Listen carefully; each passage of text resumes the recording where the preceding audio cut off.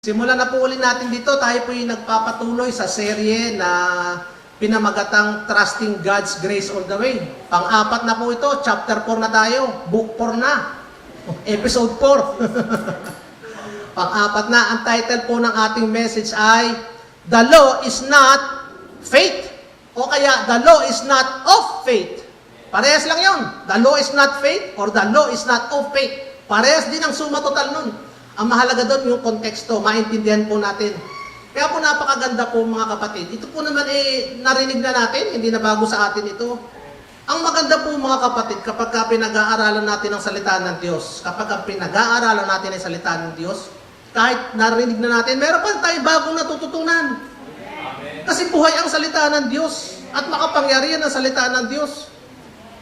Noong ang inaaral ko to ako'y parang libro na nagbubukas pa rin sa mga pahina ng aklat na parang bagong pa lang nababasa. Samantalang matagal na natin itong pinag-aaralan at matagal na natin itinuturo ito mga kapatid.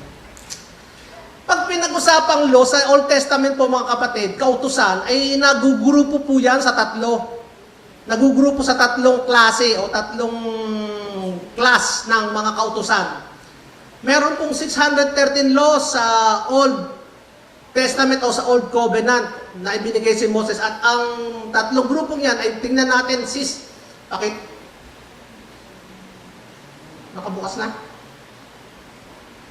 Yan. O, kamusta po yung mga taga-Facebook? Narinig niyo po ba ako? Ano naman, ganun, tawag. Thumbs up. O, naka-thumbs up na kayo. Narinig na ba daw? Amen. Okay, so, ayun, yung unang-una po, again, yung tatlong grupo, tatlong klase. Yung una po yung ceremonial law. Yun po yung type of law na related sa pagsamba ng mga Israelita. Diyan po nakapaloob yung mga pag-aalay ng dugo, ano pa. Diyan po nakapaloob yung kanilang mga isinusuot kapag nalapit sa Diyos. Diyan po yung nakapaloob yung lahat ng simbolo ni Kristo. Yan pong pagsamba nilang yan ay yung po'y shadow of what is to come. And that is shadow of Christ and His sacrifice. Kaya nung dumating na po si Kristo, yung pong mga seremonya, hindi na po natin ginagawa at hindi na rin dapat gawin. Bakit?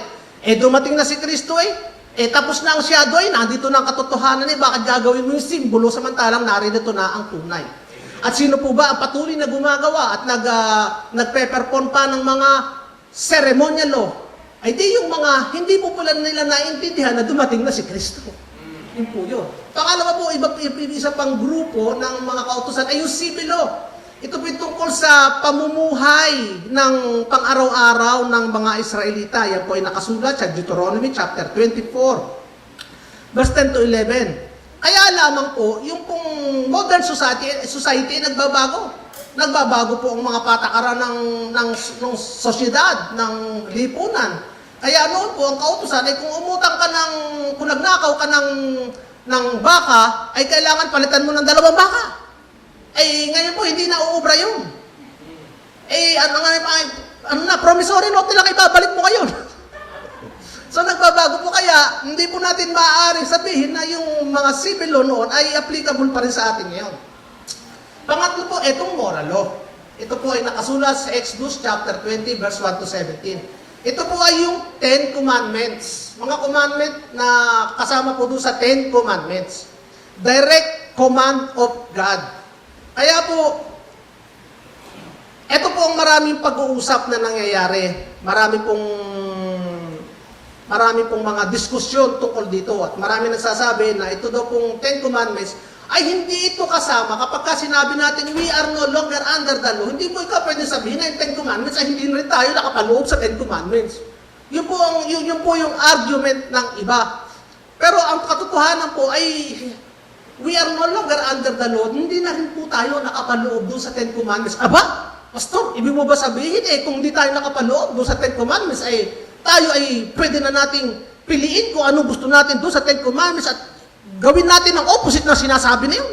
Aba, nung sinabi na huwag kang mangangalunya, ay di tayo na mangalunya. Nung sinabi huwag kang magnanakaw, ay di ibig pala sabihin, ay tayo ay magnakaw na. Kung yan ay hindi din laang kasama. Huwag po natin, mga kapatid, na huwag kakalimutan ng espiritu ng command. May espiritu po yung command na yun eh. Kaya po, pag binasa po natin sa Romans chapter 7, verse 19, buksan mo nga sister, yung Romans 7, verse 19, ito po ang nasusulat doon. Sabi po na Romans 7, verse 19. Noong una, nabubuhay akong hiwalay sa kautusan. Ngunit nang dumating ang utos, muling nabuhay ang kasalanan. Babalikan natin mamaya yan, ating uunawahin. At ako ay namatay, period. Ang kautusan na dapat sana magbigay sa akin ng buhay, kita mo ika? Ang kautusan hindi nagbibigay buhay. Ay maganda naman ika, pag sinusunod, hindi naman natin sinasabing masama. Kaya laang, basahin mo. Ang nagdulot sa akin ng kamatayan. Yung maganda ay nagdulot ng kamatayan. Bakit? Sapagkat hindi mo nagawa. Maganda sana kung kaya mong gawin. Kung iyong masusunod ay tama at maganda. Subalit nagdulot ito ng kamatayan sapagkat yung kautusan ay hindi mo nasunod. Taas po ang kamay ng nakasunod sa 10 utos ng Diyos. At kung may tataas ang kamay, yung kamay nyo, isang panyo sa mukha nyo. At nang magising naman kayo. Sapagkat wala po talagang nakatutupad sa kautusan. Kahit nga lamang sa 10 ay walang makatupad. Kaya po, when the New Testament writers, may PowerPoint ako dyan. Wala inalis. Meron nakasulat yan. But ito nakasulat doon. But when the New Testament writer mention the law, kapag sinabi nila yung the law, it pertains to all. Sabihin nyo nga, all. All of the 613 laws, including the ceremonial law, the civil law, and the moral law or the 10 Commandments.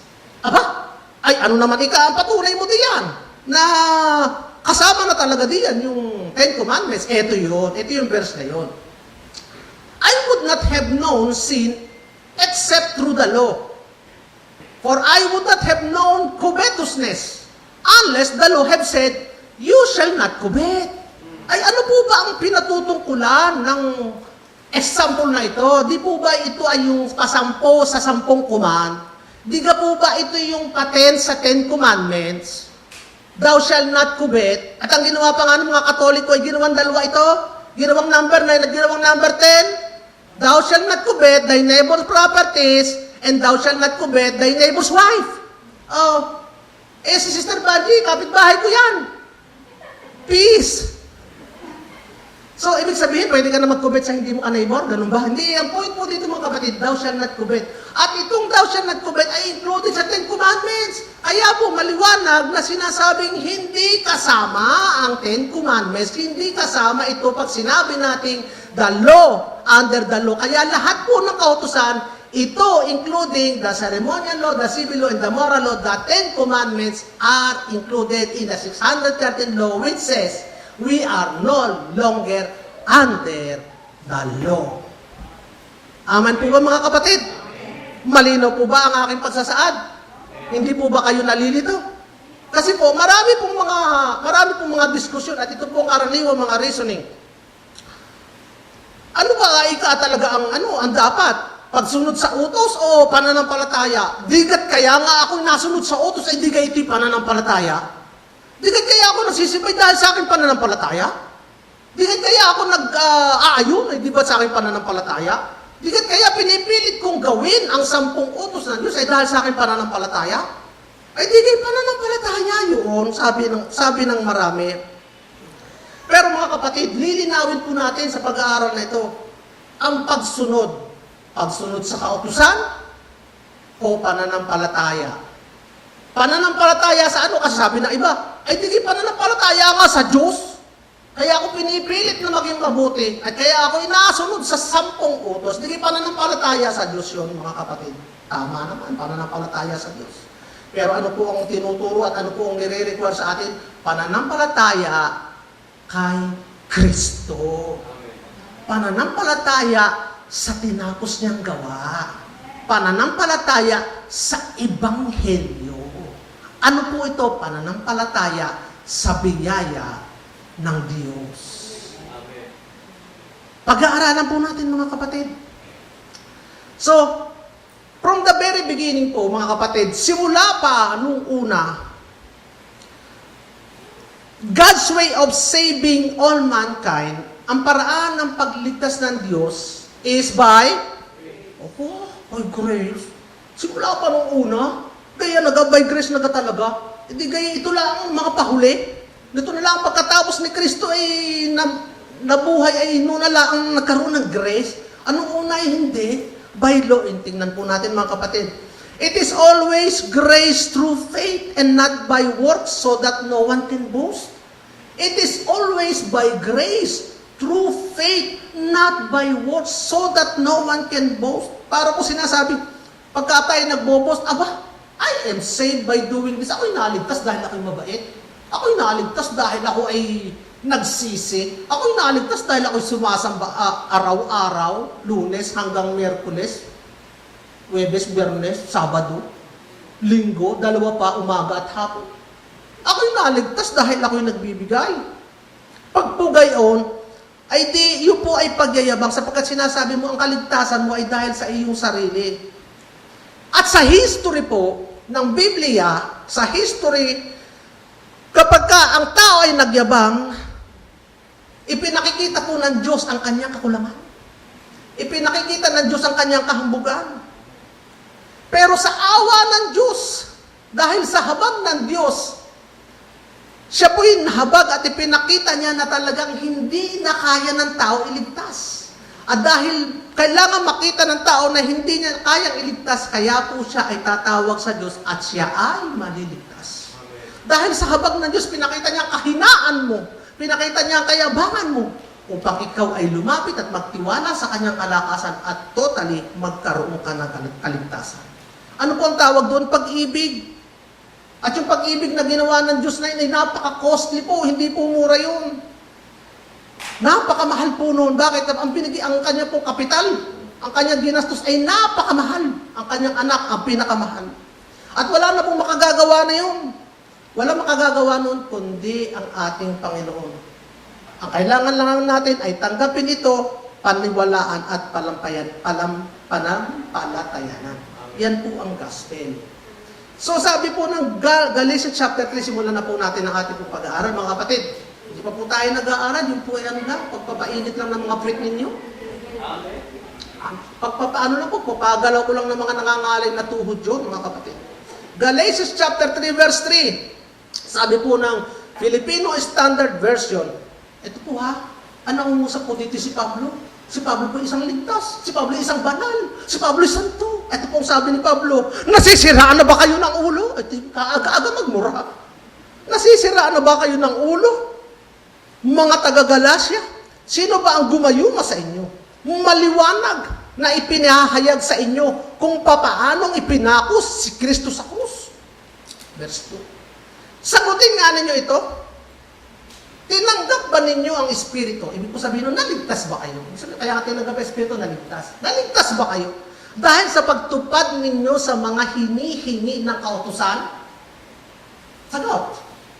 O sa pamamagitan ng pananampalataya sa narinig ninyong Ibanghelyo.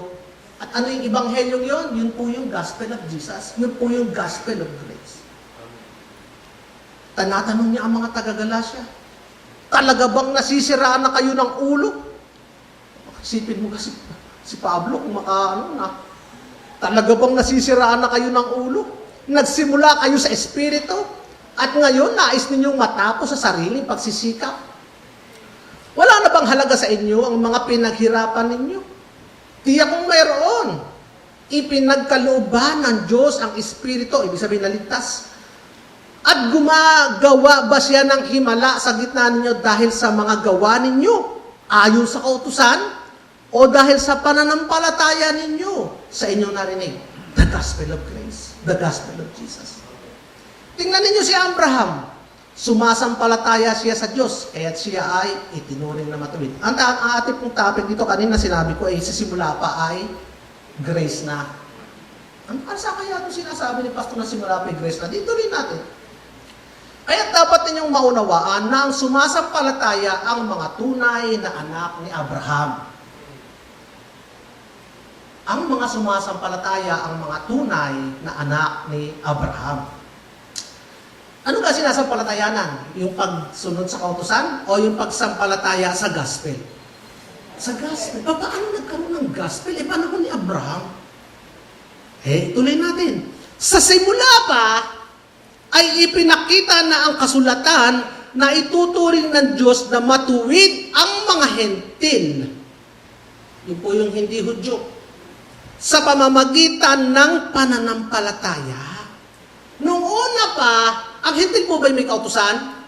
Wala. Kaya nung una pa, ay plano na ng kaligtasan ay by grace through faith. Tuloy natin. Nung una pa, yan naman pala nung una pa man, ay ipinahayag ng Ebanghelyo, kita nyo?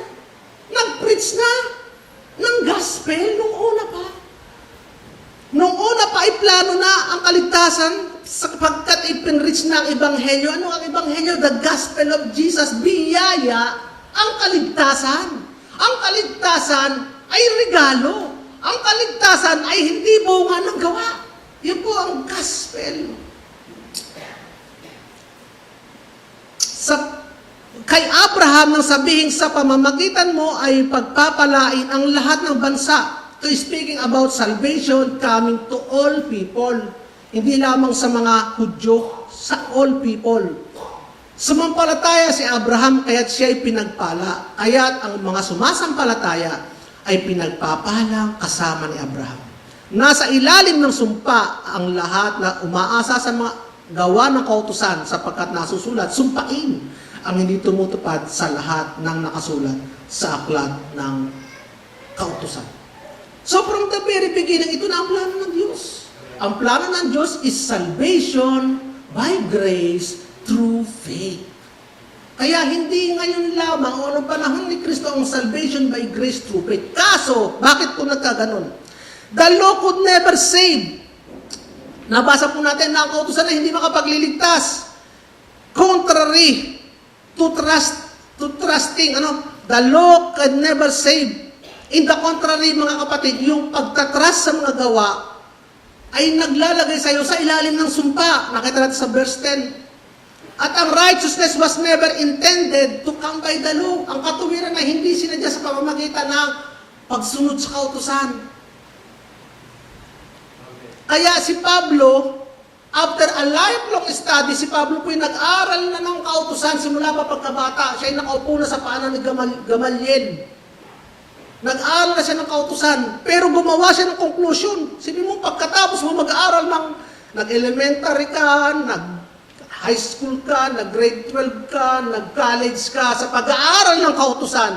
And after those, nag-masteral pa. And after those long years na pag-aaral ng kautusan, ito ang conclusion ni Pablo, mga kapatid. Galatians chapter 2, verse 16.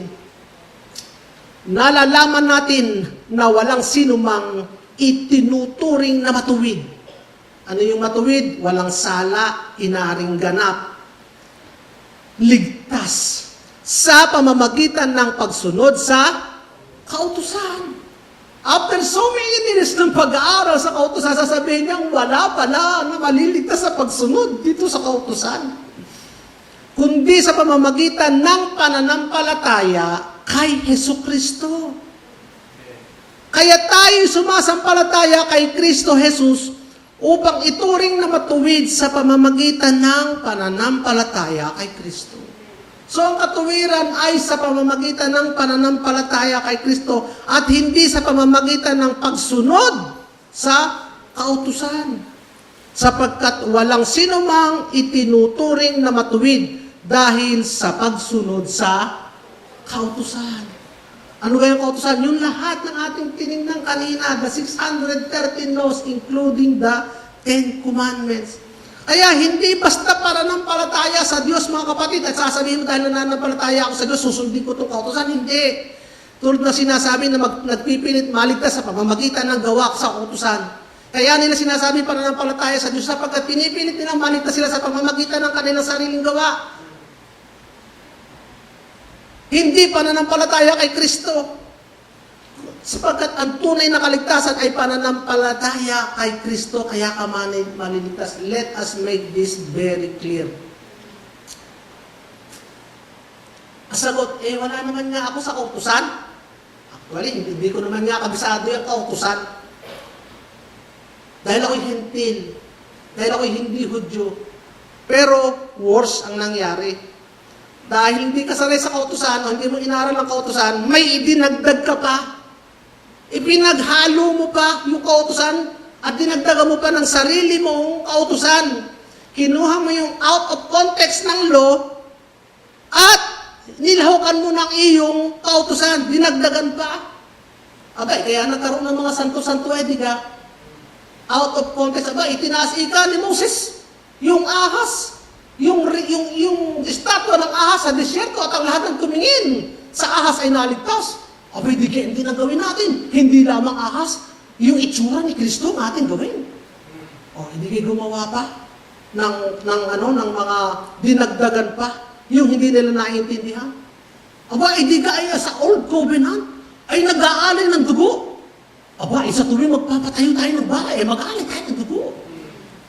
Iaalay natin ang mga kung ano-ano, hindi lamang dugo, pati bigas, samahan na natin.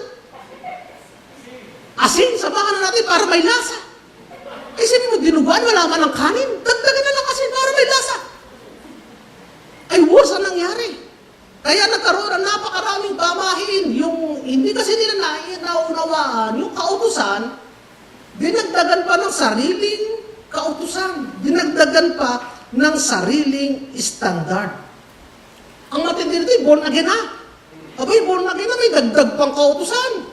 Abay, kailangan na, hindi kayo, ay kita mo ika sa Old Covenant, ay nagbebelo. Ay tayo magbelo din, sila galakan, pwede magbelo. Magbelo din tayo. O, abay, kita mo ika, bawal. Sabi nung isang bata, napagalitan daw siya ng teacher. Bakit? Ako po yung nagalit sa classmate ko, sabi ng teacher, kasalanan niya, magalit. Ay, kasalanan mo, parang magalit. At hindi mapupunta sa impyerno, baka kayo nagkasala. At ang sabi pa, huwag daw po maglalaro ng computer. At magagalit ang Diyos.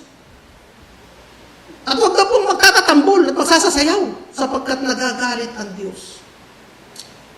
Mga kapatid, we think of so many things na maglalayo sa atin sa Diyos. Iniisip natin yung napakaraming bagay na maglalayo sa atin sa Diyos, na ikagagalit sa atin ng Diyos. Pag hindi ka mabait, aalisan ka ng Diyos. Pag hindi ka mabait, paalisin ka ng Diyos, kagagalitan ka ng Diyos. Mga kapatid, we never meditated sa bagay na naglapit sa atin sa Diyos. Doon naman tayo dapat mag-meditate instead. Instead of meditating sa mga bagay na maglalayo sa atin sa Diyos, i-meditate natin yung bagay na naglapit sa atin sa Diyos at nakipagkasundo sa atin sa Diyos. Amen po ba mga kapatid? At sino po ba siya? Si Kristo po at ang kanyang tinapos na gawa. Kaya pag sinasabi mo wala ka sa kautusan and yet you are meditating on things that will separate you from God because of what you have done, mga kapatid, you are still under the law. Hindi nga lang yung kautusan ng Hudyo, kundi your own law na ginawa mo tulad ng mga hentil. You must meditate on things na na naglapit sa iyo at nakipagkasundo sa Diyos. Kaya ikaw ngayon ay mahal na mahal ng Diyos at kahit kailan hindi iwan at pababayaan at kahit kailanman hindi napaparusahan ng Diyos. Amen. Palakpakan natin ang Diyos. Hallelujah. Page number 3. Romans 9, verse 30 to 32. Sabi po na, verse na ito. Ano ngayon ang sasabihin natin? Ay ano nga? Ano nga ba? Ang mga hentil na hindi nagsikap maging matuwid. Ayan. Yung mga hentil, walang kautusan, ay hindi naman sila nagsikap na maging matuwid. Ibig sabihin mga kapatid, dahil wala silang kautusan na tulad ng mga Hudyo, wala sa kanila yung 10 commandments, wala sa kanila yung 613 laws, hindi nila pinilit tupadin yun. Yun ang ibig sabihin na hindi naging magsikap, hindi nagsikap na maging matuwid, hindi nila pinilit na tupadin yun para maging matuwid sa harap ng Diyos. Hindi sila nag-try, hindi sila nagsikap. And yet, ano ang sabi? ay naging matuwid. Isipin niyo yung mga kapatid, naging matuwid ang hindi nagsikap maging matuwid sa pamamagitan ng pagtupad sa kautusan. Naging matuwid sila. Paano nangyari yun? Paano nangyari mga kapatid yun? Ito ay, ano sabi doon? Ito ay mula sa pananampalataya. Amen. Ang katuwiran ay mula sa pananampalataya. From the beginning, it is grace through faith, mga kapatid. Ngunit ang Israel na nagsikap maging matuwid, batay sa kautusan, ay nabigo. Wala kasing makakasunod. Sapagkat sinikap nilang, ayan may tanong pala, bakit? Sapagkat sinikap nilang maging matuwid batay sa mga gawa at hindi batay sa pananampalataya. Batay sa gawa, kapag sinikap mo maging matuwid sa harap ng Diyos, batay sa gawa, hindi mo maa-accomplish ang pagiging matuwid sa Diyos. Ang pagiging matuwid sa harap ng Diyos ay ayon sa pananampalataya. It is by grace through faith from the very beginning. Ayos na sana ang ibang hentil, ano? Kaso nagdagdag pa, nagpilit pang maging Hudyo. Meron tayong mga kilalang ganyan ngayon eh. Hentil naman, nagpipilit maging Hudyo. Kaya tayo, mag-iingat mga kapatid. Huwag sana tayo mababahiran ng pagtatry hard ng performance. At ang ating kaligtasan, sapat na, sure na, guaranteed na, by grace, through faith in Christ. Hallelujah. Kaya mga kapatid, law is not faith. Ang pananampalataya ay pananampalataya. Walang halong gawa. Law is law. What is law? Is law. Law cannot be broken. And when you break the law, you break the law, you are a lawbreaker. Law is law.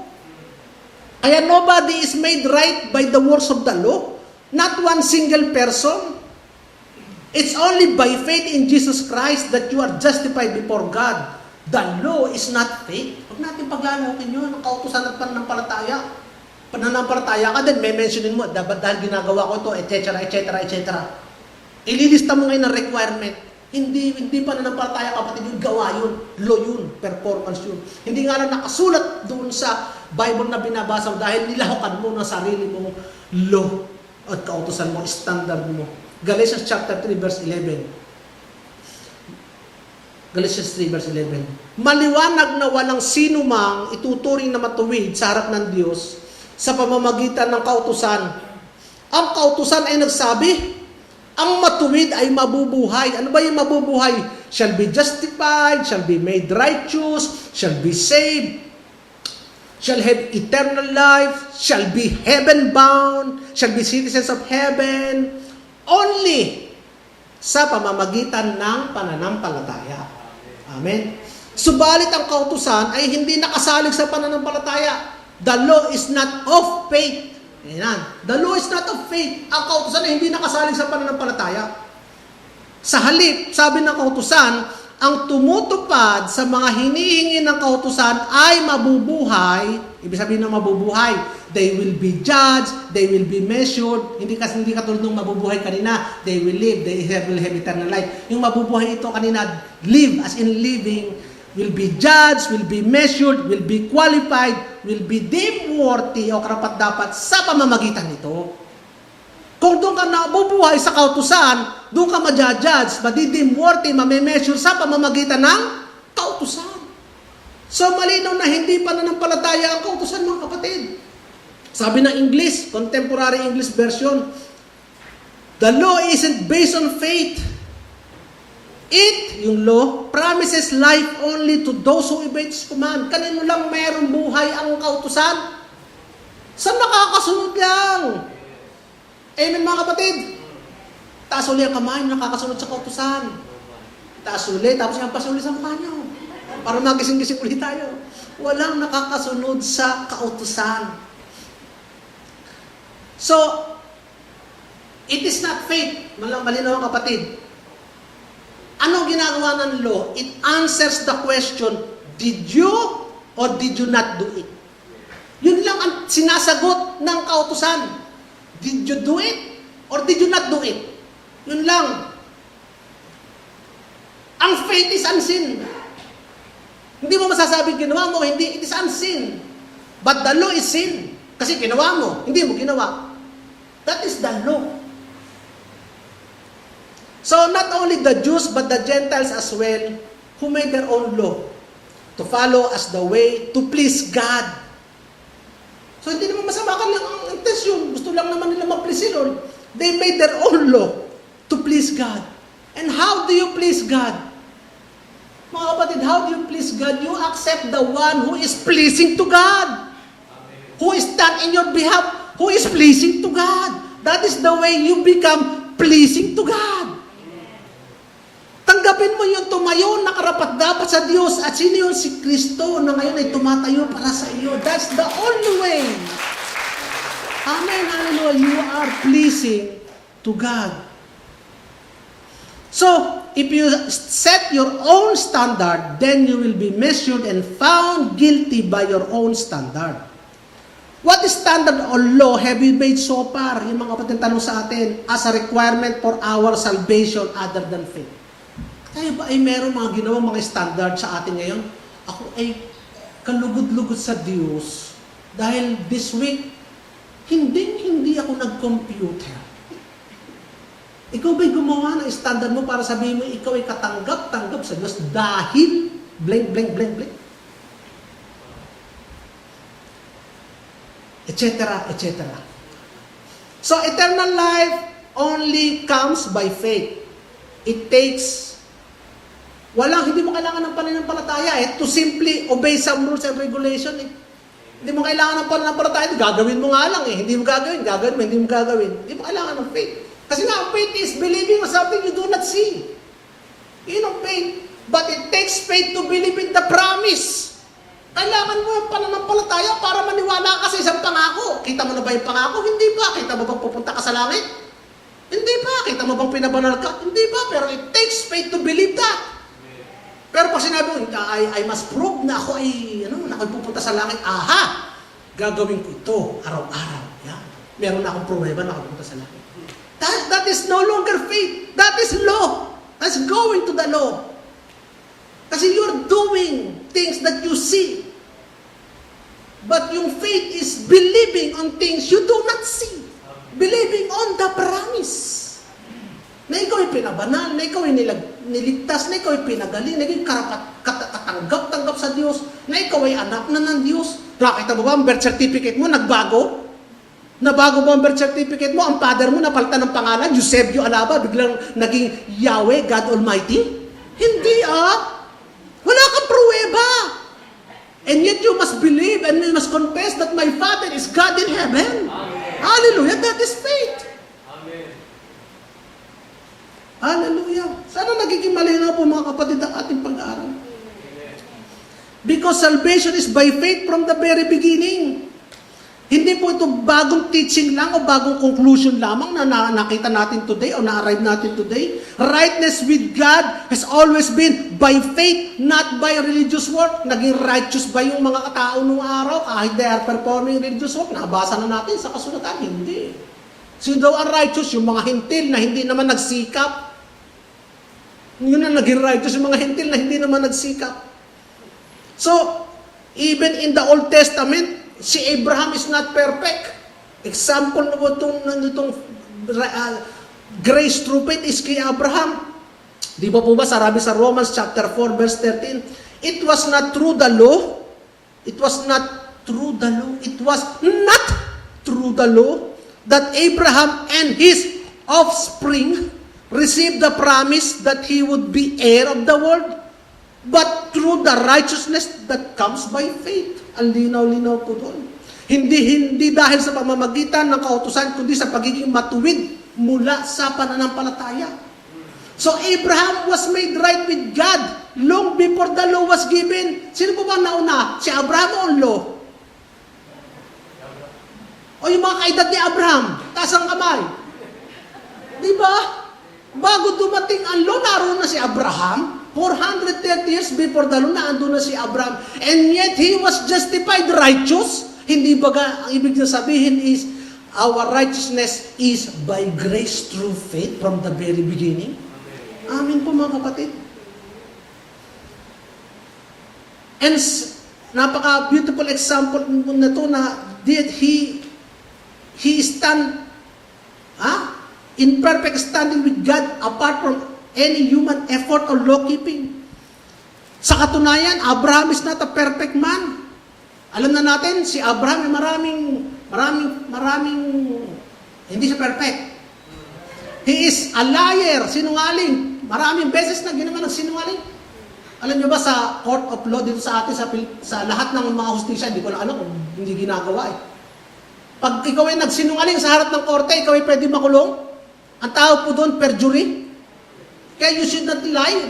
Pagka napatunayan, nag-lie ka, kahit hindi ka nakasampa ng kaso, makukulong ka eh. Testify ka, pero nag-testify ka under oath, you're under oath. We'd like to remind you, you're under oath.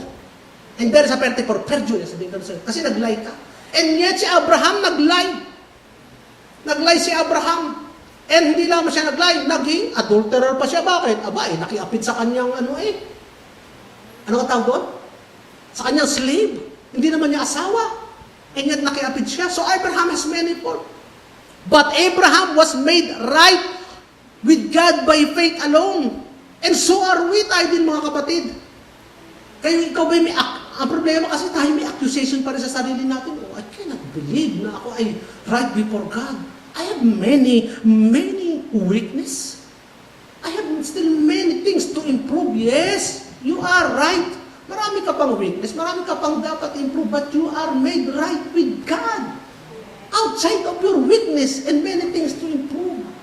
Because of your faith. Hallelujah. God made a deal with Abraham. Nakipagkasundo ang Diyos kay Abraham at a deal is a deal. Yung deal na, hindi na pwede sabihin no deal. Deal is a deal. Ay pagkasundo ka na, imagine nyo mga kapatid, bumili ka ng bagong auto, nakapagpirmahan na kayo ng deed of sale, yung deed of sale, napa-notarize mo na sa abogado, 430 days mo nang ginagamit, and then tatawag yung ahente, Sir, dadagdagan po niyo bayad niyo. May mga dapat na po kayong bayadan. Natutuwa ka ba doon? May cash out na, deal na, kontrata, permado na ang kontrata, notarize na, bigla kang hahabulin, may kulang ka pa. After 430 days mong gamitin, nung sumampalataya ka kay Jesus, kapatid, naligtas ka. And after 20 days mo na maligtas, sabi, ikaw ay sumampalataya kay Jesus, at ikaw ay maliligtas, ang pangalan mo ay masusulat sa aklat ng buhay. And yet, after 20 days, sasabihin ng pastor, mga kapatid, nakita kitang naninigarilyo, mahuhulog ka sa impyerno. Aba? Akala ko ba nung tinanggap ko si Kristo, deal is a deal. Malinis na, akala ko pinagpirmahan na ng kontrata. Ano ka kontrata? Hindi sinulat ang pangalan ko sa aklat ng buhay.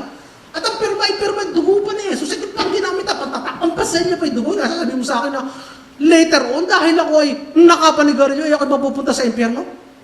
Ay dahil ako hindi nakapagdasal ng 3 araw, ay ako mapupunta sa impyerno. At ako hindi nakalugod-lugod sa harap ng Diyos. Hindi ko ngayon, mga kapatid, kinakradel o hindi ko sinasabi kayo manigarilyo. Never. It is not my intention. I'm just taking a point, showing you a point, mga kapatid, that a deal has been made by God.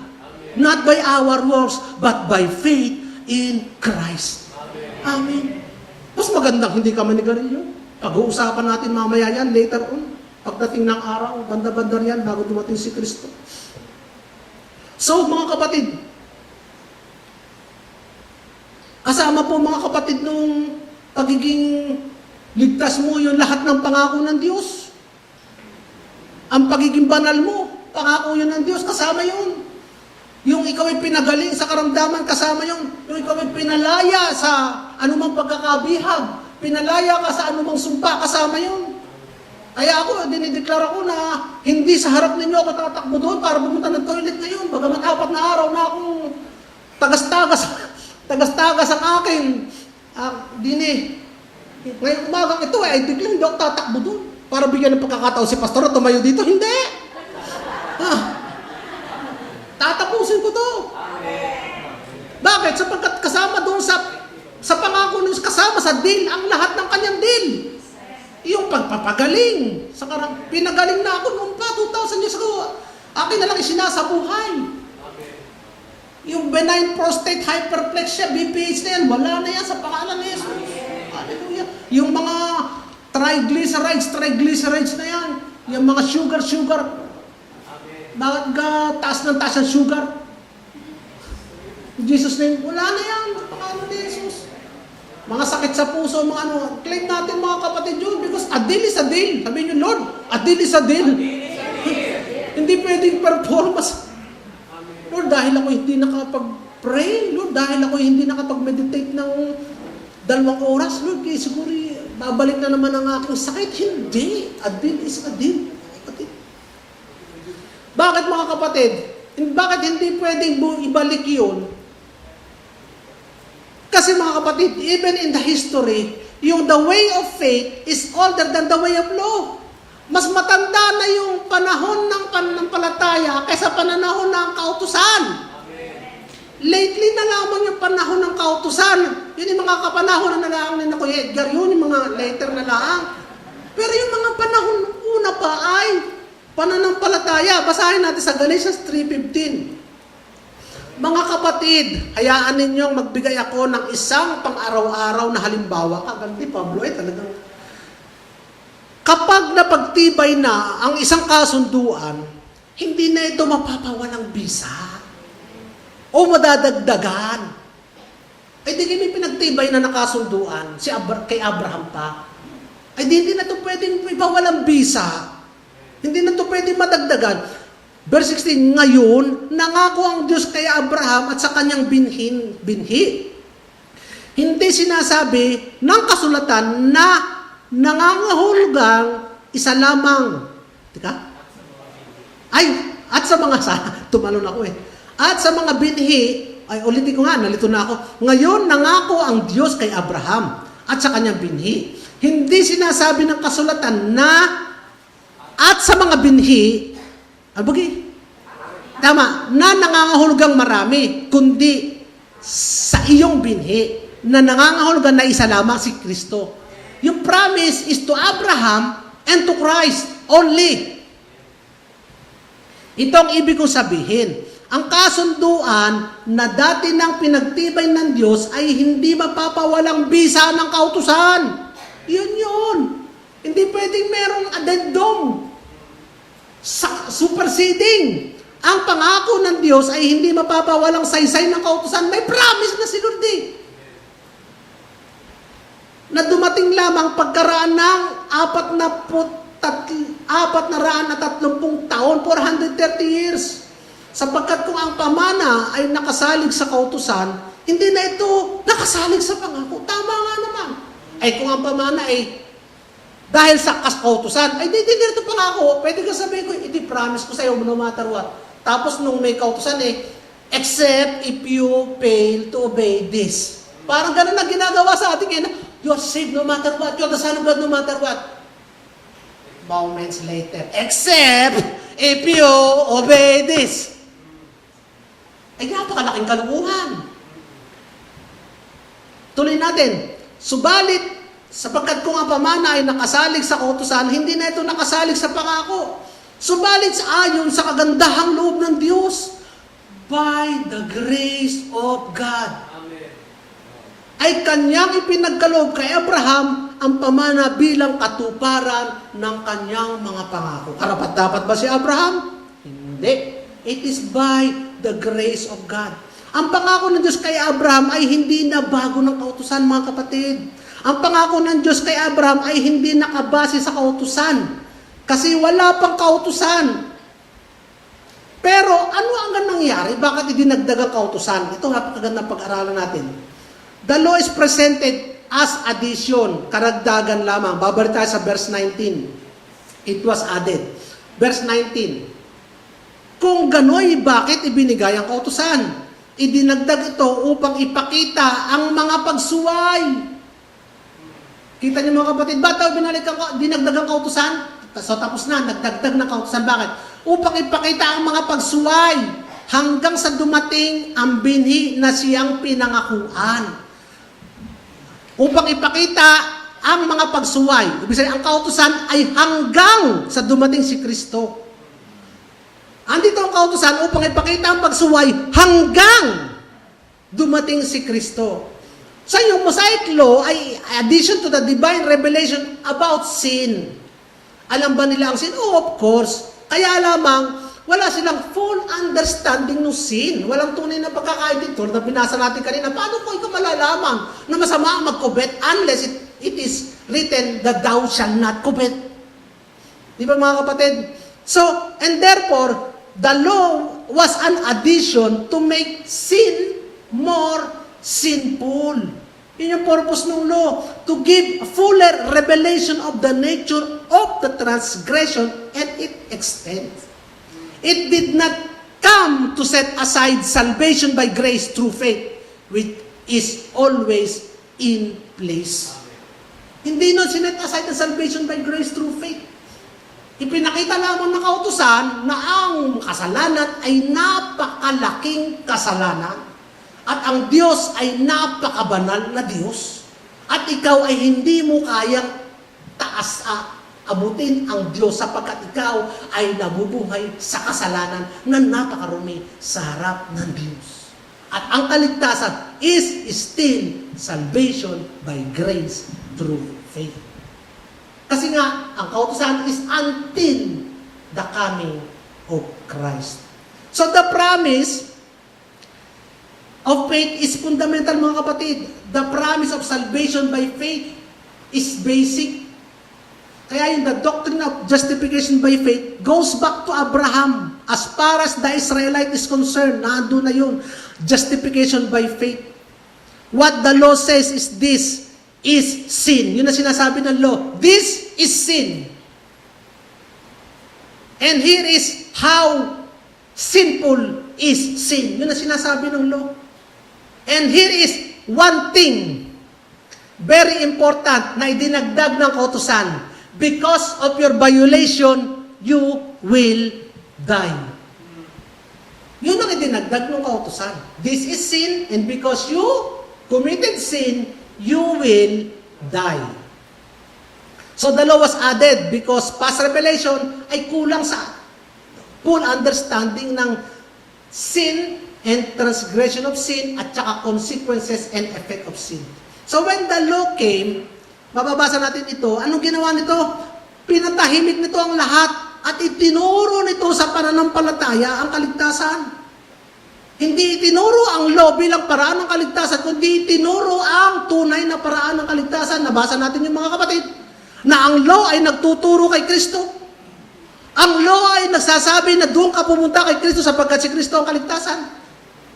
So yun ang purpose ng law. The law made it thoroughly evident that all sinners are violators of God's law.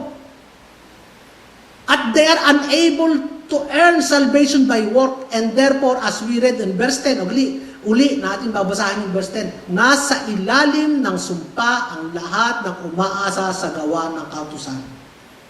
So kung umaasa ka sa gawa ng kautusan, ikaw ay nasa ilalim ng sumpa. So the purpose of the law is added para maging napakalinaw sa atin, mga kapatid, kung gaano ka-sinful at kung gaano tayo ka-makasalanan. Kung hindi mo pakilala si Kristo, kapatid, dapat nababasa mo din yung kautusan na ikaw ay napaka-sinful. Pero hindi yun ang paraan upang ikaw ay maligtas. Naunawaan mo na ikaw ay napaka-sinful at hindi mo kayang gawin yan. Kaya ngayon nakikita mo, na-appreciate mo, Kristo, ikaw lamang ang pag-asa ko. Yun ang purpose ng kautusan. So Moses came down from Mount Sinai. Dala-dala niya yung tablet 430 years after Abraham was given a promise of righteousness by faith. So nung dumating ang kautusan, it did not change the promise. Nandun pa rin ang pangako. Nandun pa rin ang pangako sa atin.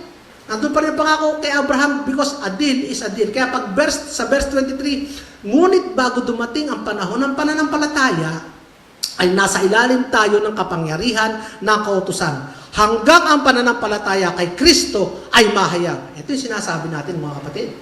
Nasa ilalim tayo ng kautusan hanggang sa ang pananampalataya kay Kristo ay mahayag. Kailan ba nahayag ito, mga kapatid? ay nagdumating si Kristo at ito ay nagkaroon ng fulfillment noong siya ay namatay sa krus at muling nabuhay. Na nagkaroon ng revelation ng pagbabayad ng kasalanan. Kahit ang kautusan ay naging tagapagturo natin hanggang dumating si Kristo upang tayo ituring na matuwid sa pamamagitan ng pananampalataya sa Kanya. Ito yung promise. Ito yung katuparan ng pangako na sinasabi nating pangako kay Abraham at sa kanyang binhi. Ang matuwid ay maliligtas sa pamamagitan ng pananampalataya. So nakita natin ang difference mga kapatid, system of the law and system of faith. Intindihan natin mga kapatid. Ito mga kapatid, ipakita mo sister. Dapat naintindihan natin maliwanag ito. Nung sinasabing we are saved by faith, ibig sabihin ng mga kapatid, we are saved by grace through faith from the very beginning. Very important yun mga kapatid, we are saved by grace through faith. Sapagkat faith will not work without God's grace. Faith, basahin natin mga kapatid. Faith will not work without God's grace. And faith only works because of God's grace. Kahit pa anong pananampalataya mo, hindi yan, walang kabuluhan yan. Kung walang biyaya ang Diyos, kung hindi gustong ipagkaloob ng Diyos ang kanyang pagliligtas, manampalataya ka sa Diyos para ikaw ay iligtas. Eh kung ayaw ng Diyos na ibigay ang kaligtasan at sasabihin ng Diyos, hindi, tupatin mo ang kautusan, may magagawa ka. Walang magagawa. Sapagkat from faith will not work without grace. At wala kang ibang gagawin. Wala kang ibang gagawin para matanggap ang biyaya ng Diyos. Only by faith. Isang example mga kapatid, kahit gaano ka kagaling sumahod sa ulan, kahit gaano kalaki ang iyong bubong at ang dalero ay pupunta sa drum, at kahit gaano ka-prepare ang bahay mo sa pagsahod sa tubig ulan, mga kapatid, wala ka pa rin tubig. Bakit? Ay hindi umuulan Yun ang point doon mga kapatid. Kung gaano ka man katindi at ka-prepare, gaano ka man katindi sa pagsahod sa ulan, kung walang biyaya ng ulan, paano ka magkakaroon ng ulan? Kung walang biyaya ang Diyos ng kaligtasan, kung hindi pinagkakaloob ng Diyos sa kanyang pagpapatawad, out of His grace, out of His mercy, paano ka magkakaroon ng kaligtasan kahit pa ikaw ay puspos ng pananampalataya? It is still by grace through faith from the very beginning. Amen mga kapatid, ito yung pangako ng Diyos na sinasabi. Pangako kay Abraham. The fulfillment of the promise until the coming of Christ. Hallelujah. Hindi ba tayo nagagalak doon mga kapatid? Kasi meron nagpipreach faith lang Galingan mo ang faith mo. Mga kapatid, hindi ko sinasabing masama ang faith. Galingan mo ang faith mo. Tama yan. Pero ang faith mo makakalimutan mga kapatid. Kung walang biyaya ang Diyos, bali walang faith mo. Manampalataya ka nagigagaling. Kung hindi namatay si Kristo sa krus at hindi nasugatan ng katawan, gagaling ka ba? Manampalataya ka. Parang sinabi mo na, Daddy, ako yung malakas ang tiwala ko sa inyo na pag uwi natin mamaya, ako yung bibili mo ng sapatos. Eh di yung pananampalataya ng anak ko sa akin, dapat tapatan ko ng biyaya ko sa kanya. Eh kung ayaw ko siya ibili ng sapatos, kahit pa sabihin siya, ako yung malakas ang tiwala ko sa inyo na bibigyan niyo ako sapatos, pag uwi mamaya, may magagawa kaya yun? Wala mga kapatid. Kaya hindi pwede sumampalataya ka sa halamang ito Ay sapagkat ang halamang ito, walang magagawa sa iyo. Ako naniniwala sa halamang ito na ako'y pagagalingin. Galingan ko na nga pananampalataya ko. Hindi po mga kapatid, walang epek yan sapagkat ang halamang ito, walang kaya na magpagaling. Ang pananampalataya ay may bisa lamang sapagkat ito ay may biyaya na pinagmumulan ng lahat ng pagpapala. Amen. Kasi may biyaya ang Diyos. Kasi may pagpapatawad siya. Ba't ka pinatawad? Kasi siya mismo nag-ako ng kasalanan mo Siya mismo nagbayad ng kasalanan mo Kaya ngayon, naigagawad niya. Hindi dahil sa galing mong humingi. Lord, patawarin mo ko, Lord. Gagapang ako ng mahaba. From San Jose hanggang Batangas, gagapangin ko yun. Patawarin mo lang ako. Palagi mo, patatawarin ka ng Diyos. Kung walang Kristo na namatay para sa'yo, wala. Kasi kailangan na talaga biyaya. Kasi Kristo yung namatay para sa'yo. Yung ay biyaya. Amen. Hallelujah. Kaya ka tumatanggap ng pagpapala. At kaya ka tatanggap ng lahat ng mabuti sa Diyos. At kaya katatanggap lahat ng biyaya sa Diyos sapagkat ang Diyos ay puspos ng pagpapala at siya ay puspos ng grace, abundant grace ang ating Diyos. Kaya ngayon tatanggapin mo na lamang, Lord, salamat po at ikaw ay napundo dahil doon sa iyong pananampalataya. Pero kung hindi ka maniniwala, hindi ka mananampalataya, tinapon na lahat ng Diyos sa lahat ng biyaya, hindi mo pa nakikita. Sinabi ng pinagaling ka, hindi mo na tinatanggap.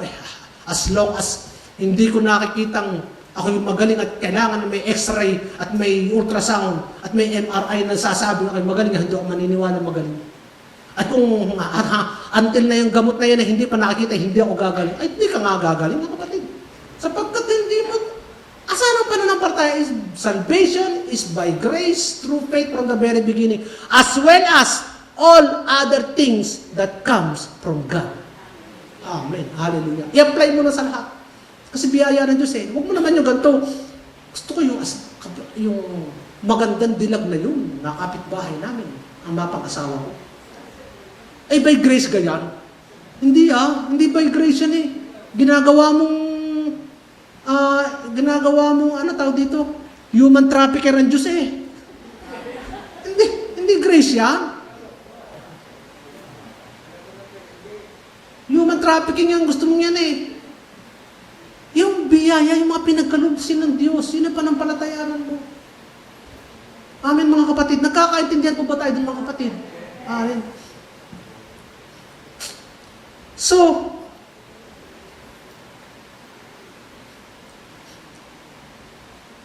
change of priest requires a change of law. Ito, napakaganda po nito, mga kapatid. Kaya po laging sinasabi na si Kristo ay ang ating high priest. Jesus is our only high priest. Wala na po tayong ibang priest. Wala tayong priestesses. Priest-priestan, wala po. We only have one high priest. Yan po, pastor, hindi priest yun. We have only one high priest. Ano po ibig sabihin ito, mga kapatid?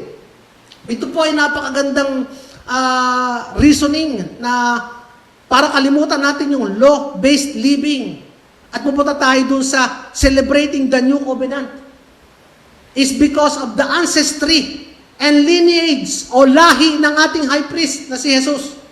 Kasi for thousands of years, only one member of one tribe lamang ang pwedeng maging priest. Only this tribe. Galing lang sa lahing ito at ang lahing ito ay Levites, lahi ni Levites. Ang lahi ni Israel, nakasulat yun sa Biblia, sa kanilang titipan, dito lamang sa lahing ito. Wala nang iba pwedeng panggalingan. So, ibig sabihin nun, absolutely zero. Walang naging high priest sa Old Covenant na galing sa ibang lahi. Walang exemption, walang substitution, walang trial and error, walang practice teaching, walang alternate. Kundi, high priest coming from the tribe of Levi. Basahin natin ang Hebrew chapter 7, verse 13, sapagkat ang tinutukoy ng mga bagay na ito ay kabilang sa ibang angkan, at mula sa angkang iyon ay wala pang sino man ang naglingkod sa dambana. Sino tutukod dito? Si Jesus at ang angkan niya. Ano ang angkan ni Kristo? Ano? Judah. Levi ba o Judah? Judah. Maliwanag na ang ating Panginoon ay nagmula sa Huda. At walang sino man o anuman, walang sinabing anuman si Moses tungkol sa mga pari kaugnay ng liping iyon. Walang galing sa Judah. Si Moses never mentioned a word. Someday, there will be a priest coming from the tribe of Judah. Wala.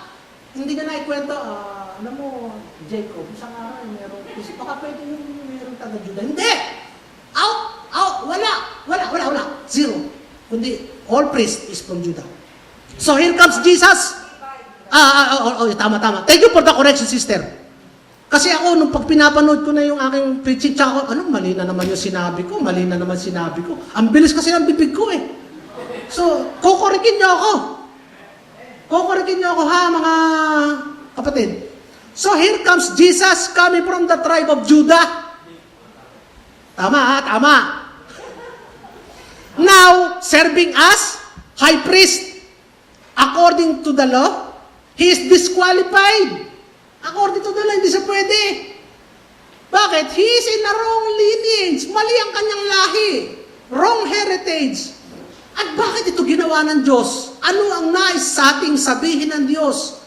The law says that Jesus can't serve as a priest. Sinasabi na ko si Jesus, hindi pwedeng Christian, hindi pwedeng high priest. Ibig sabihin that Jesus is never a priest of the old covenant.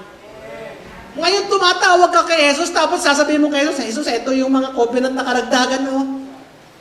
Ay, hindi. Si Jesus is never a priest of the old covenant. Abi naman na Jesus, ang batang to, wala, hindi yan ang atin. Biyahing Bicol yan, ipanorte tayo, hindi yan. Mali nga sa kayo, iba ticket mo. Iba. Jesus is never a priest of the old covenant. Jesus is the priest of the new covenant. Amen. Jesus is our high priest. So, ano ang ating verse dito? Kasi if you change the priesthood, you need also to change the law. Merong verse yan sa Hebrew chapter 7, verse 12. Buksan mo nga. Hebrew 7, verse 12, itong sinasabi. Sapagkat kapag ang pagbabago sa pagkapari, nagbago ba ang pagkapari? Nagbago kasi from tribe of Levi, naging tribe of Judah. Kailangan ding, basahin niyo mga kapatid, kailangan ding mabago ang kautusan. Kailangan din mabago. So therefore, a change of priesthood from Levi to Judah requires a change of covenant from old to new. A change of priesthood means a change of law. We got a new kind of priest to go with the new covenant. You don't put an old wine to the new wineskin, mga kapatid. Hindi pwedeng ilagay doon. What comes, it comes with a change. So, ano ibig sabihin doon? The new covenant na tayo. What does this new priesthood means? Hindi na yung multiple daily sacrifice, kundi only one sacrifice for all time. Amen, mga kapatid. Hindi na yung, ang sabi dito mga kapatid, hindi na yung dating lininis araw-araw ang kasalanan.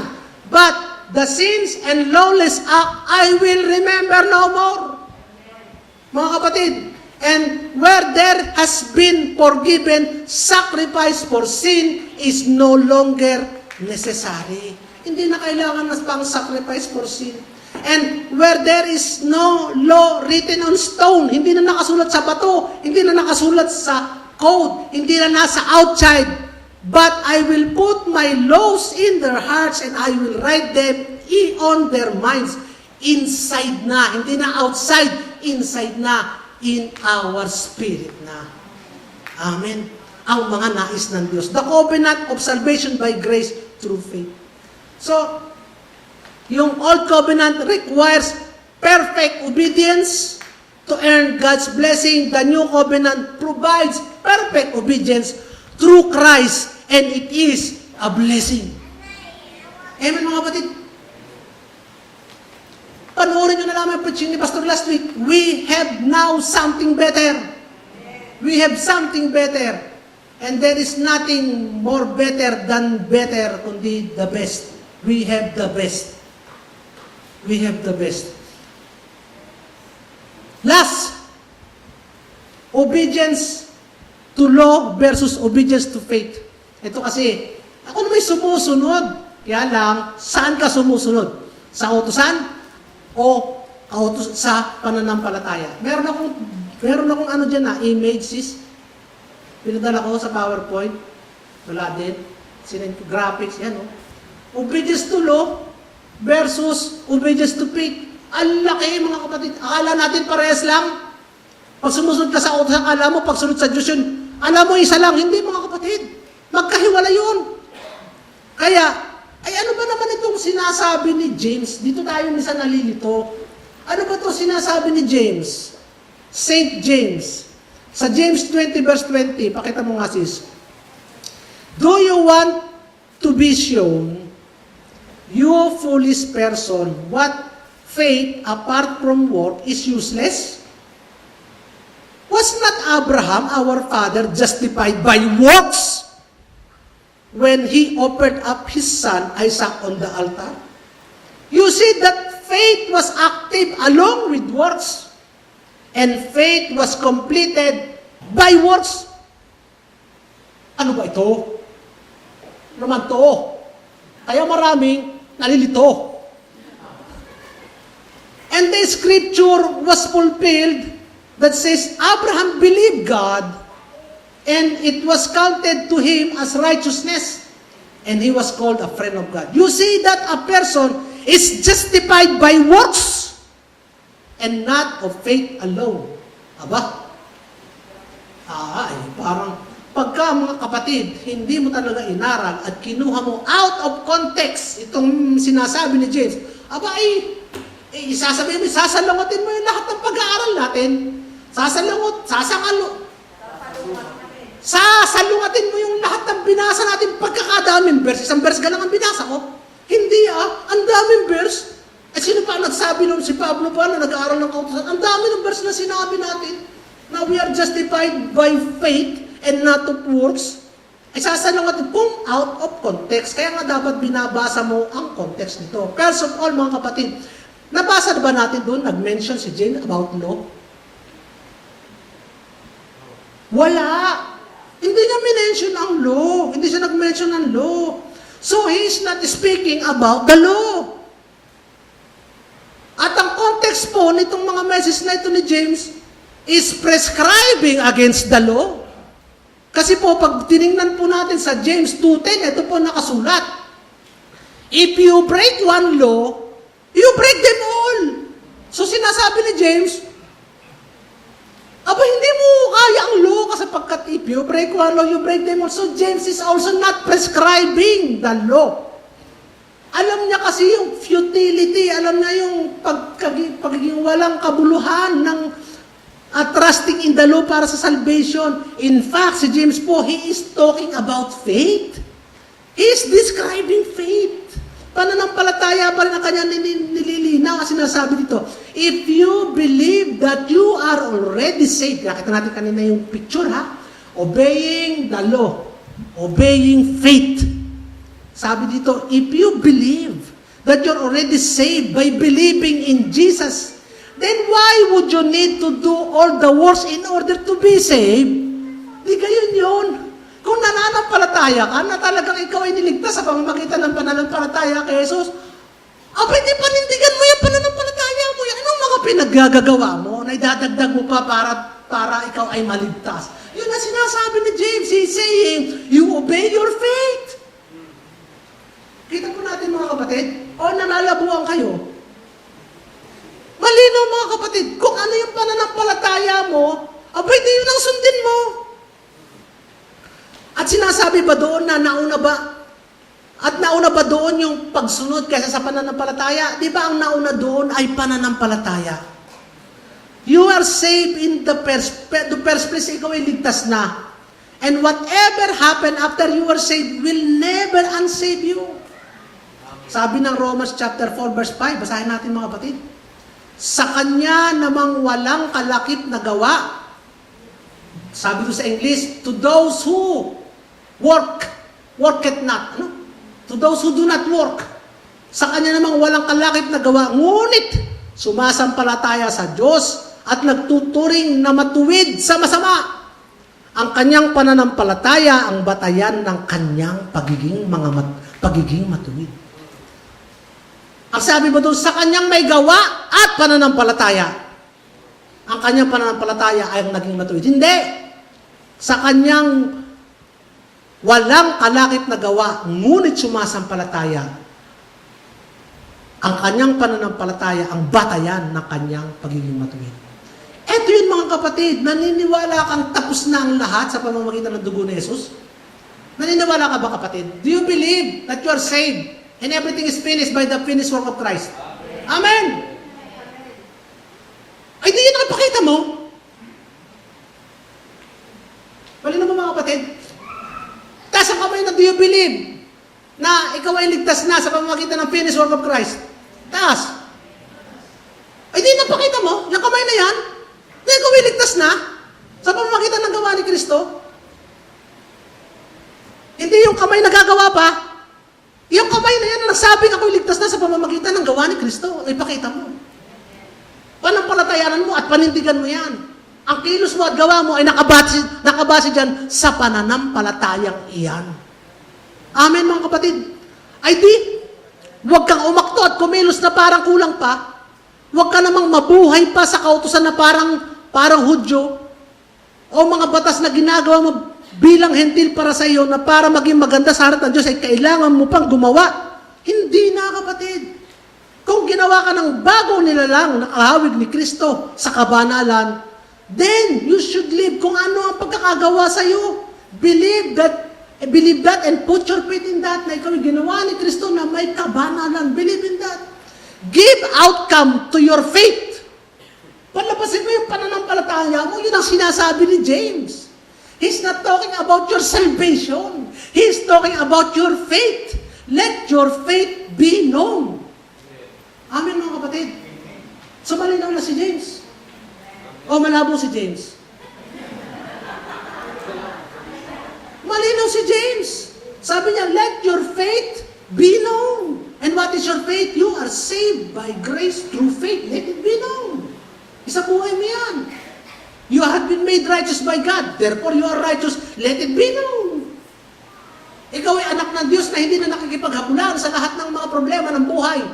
Let it be known. He's not talking about your salvation and relationship with God. He's talking about your relationship with man, with fellow men. Let it be known. Amin po, mga kapatid. So, ask this question to yourself. Are you responding correctly to your faith? Are you responding correctly to your faith? Ikaw ba ay tumutugon ng tama sa pananampalataya mo? Yun na po tanong ko sa inyo, mga kapatid. Amen. Parang, pakiulit mga Pastor Jason preaching.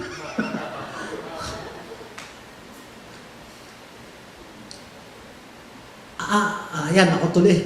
Now, responding to your faith, or responding to the law, how are you to live by? Is it by faith, or is it by law? Kung anong sinasabi ng pananampalataya, yan ang isabuhay mo. In ending, sa katapusan ng aking pangangaral, may natutunan po ba tayo?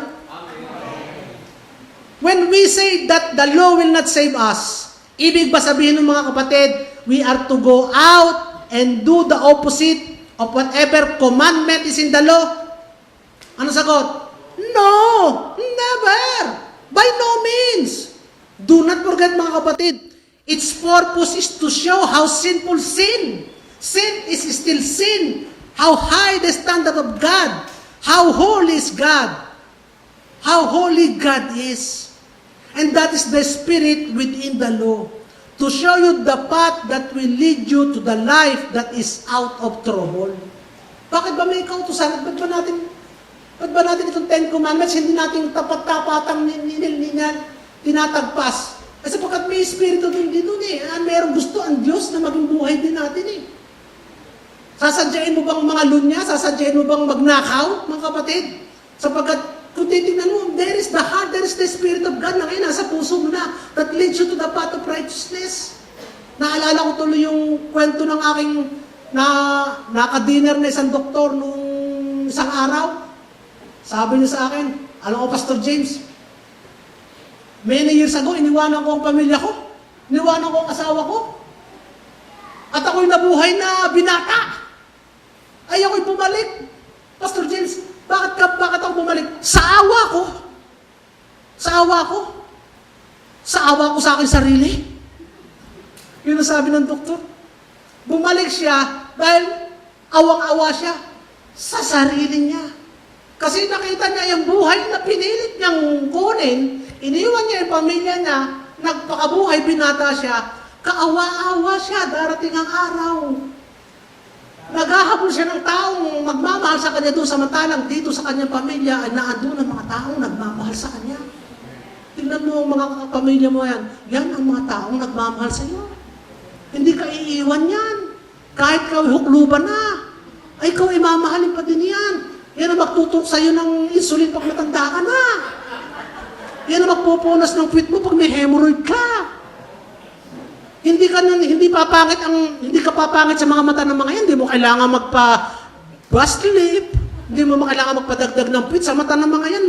Maganda ka. Kasi nandiyan ang pagmamahal. Kaya nung naisip niya, ano kung pinaggagawa ko? Nakakaawa ako. Bumalik siya sa kanyang pamilya. Sinasabi ko ba na binalikan niya dahil maganda yung asawa niya? Hindi. Dahil nakakaawa yung pinilit niyang buhay, malayo doon sa buhay na gusto sa kanya ng Diyos. Kaya kapatid ko, may ginagawa ngayong karumal-dumal na kalukuhan, mga kapatid. Kung hindi ka naaawa sa iba, maawa ka sa sarili mo. Babalik yun sa iyo. And that is the spirit of this. Na tinuturo sa iyo ng espiritu ang tamang daan. Na pinakita na ng kautusan noon pa. At nakita mo na mali. Amen, mga kapatid. Kasi nga sabi ng 1 Peter chapter 3 verse 13, who can harm you if you are zealous for what is good? Who can harm you if your interest is to do good? Sinong mananakit sa iyo kung ang gusto mo ay magparamdam ng pag-ibig, magbigay ng mabuti, gumawa ng tama? Abay, wala. Wala, kapatid. At sa opposite, if your intention is to steal, kill, and destroy, parang kasi Satanas steal, kill, and destroy. At yan ang intention mo, because we are no longer under the law, so steal, kill, and destroy, yan ang ginagawa mo, you are opening yourself up to destruction. Para sa kapahamakan naman, binubuksan mo ang sarili mo sa kapahamakan and destruction. Ituloy natin yung verse na yun. Verse 14, but even if you should suffer for what is right, mga kapatid, even if you should suffer for what, ginawa ko yung lahat ng mabuti. Ako pa'y nakapasama pa. Tama, kapatid, background music muna. Patapos na tayo. Nawala tuloy yung pag-iyak. Napapaiyak na ako, tinigil mo pa. Tuloy na. Background music na. Ending na to But if you should suffer for what is right, ginagawa mo ang tama, ay hindi pa rin nagiging maganda resulta. Sinusunod mo ang gusto ng Diyos. Umiibig ka. Nagpaparamdam ka ng pagmamahal. Nagsasacrifice ka. Ay hindi nagiging maganda resulta. Nasasaktan ka. Sabi doon, mga kapatid, you are blessed. You are blessed. Do not fear. Do not fear what they fear. Do not be shaken, mga kapatid. Bakit, mga kapatid? God is true to His word. He is a faithful God. He will never leave you nor forsake you. Amen, mga kapatid. Ang point ko dito, mga kapatid, this is the point of the message.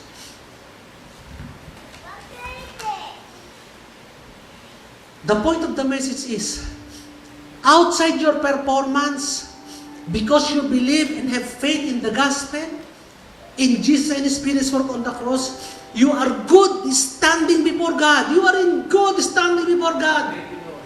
Kapatid, you are in good standing before God. Sabi niyo, I am in good standing before my God.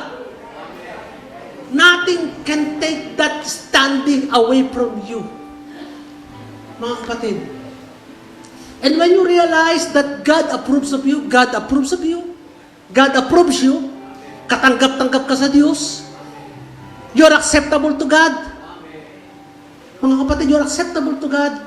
You will realize you're acceptable to God. Apart from anything that you do, it changes your everything. Nagbabago lahat ang pananaw mo. There is freedom. There is joy.